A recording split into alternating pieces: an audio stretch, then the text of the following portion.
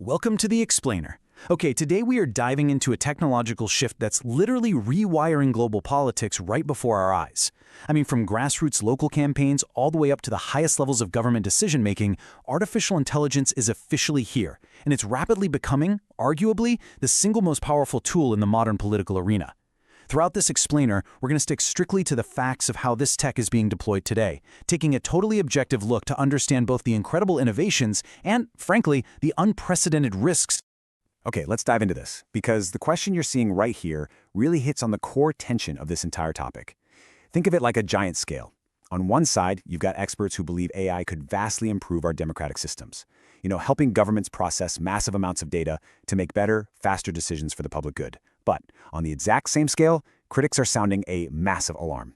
They're warning us that this very same technology could be weaponized to spread misinformation, manipulate voters, and maybe even threaten the actual integrity of elections themselves. So, to wrap our heads around this, we're going to zoom out and look at the big picture today. First, what is political AI? Second, we'll look at hyper-targeting voters. Third, deepfakes in social media. Fourth, we'll step onto the world stage to look at global competition. And finally, we'll talk about the future of elections. All right, let's kick things off with Section 1. What exactly is political AI? Because to understand the risks and rewards, we really need to clearly define the tool first.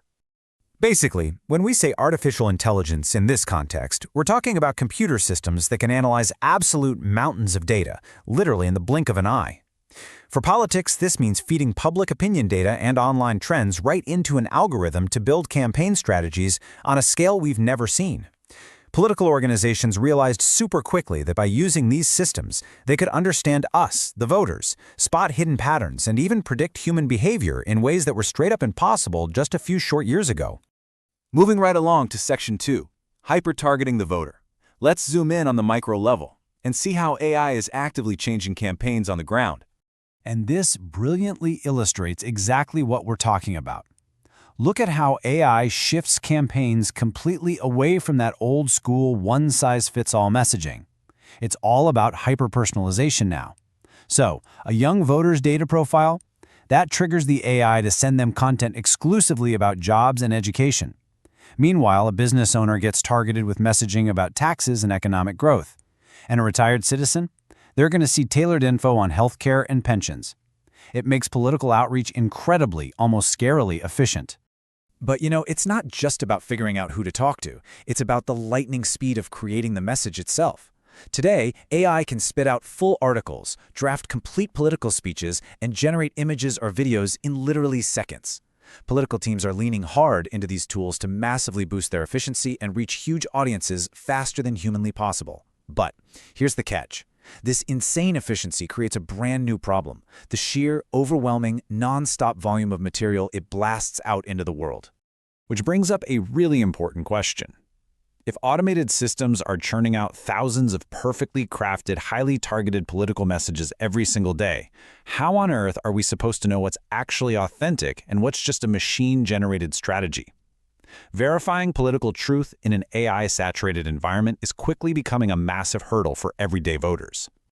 And that leads us right into Section 3, deepfakes and social media. This is where we shift our focus to some of the really specific digital threats facing society right now. Now, what's really interesting about this slide is how it highlights a threat to our most basic senses: deepfakes. These are highly realistic, entirely fabricated media files whipped up by AI. They can flawlessly make it look and sound like a politician said or did something that simply never happened. It's wild. It fundamentally challenges our ability to trust our own eyes and ears, blurring that line between real and fake information to a really dangerous degree. To put this into perspective, just imagine this high-stakes scenario. We're days away from a major election, and suddenly, a completely fake but incredibly realistic video drops online showing a world leader making some shocking, scandalous announcement. Now sure, cybersecurity experts might eventually prove it's a fake a day or two later, but the reality is, the political damage, it might already be permanently done. It's a real nightmare scenario, and it's one of the biggest challenges tech companies and governments are wrestling with today. And the ultimate delivery system for these deepfakes? AI-powered social media algorithms. These algorithms basically dictate what millions of us see every time we open our phones. And guess what? They are heavily programmed to push controversial content that sparks strong emotional reactions because, well, emotion drives engagement, right? So the AI quickly spots controversial trends and spreads those narratives like wildfire. Sure, it creates huge opportunities for political influence, but it inherently risks supercharging misinformation and deepening political polarization.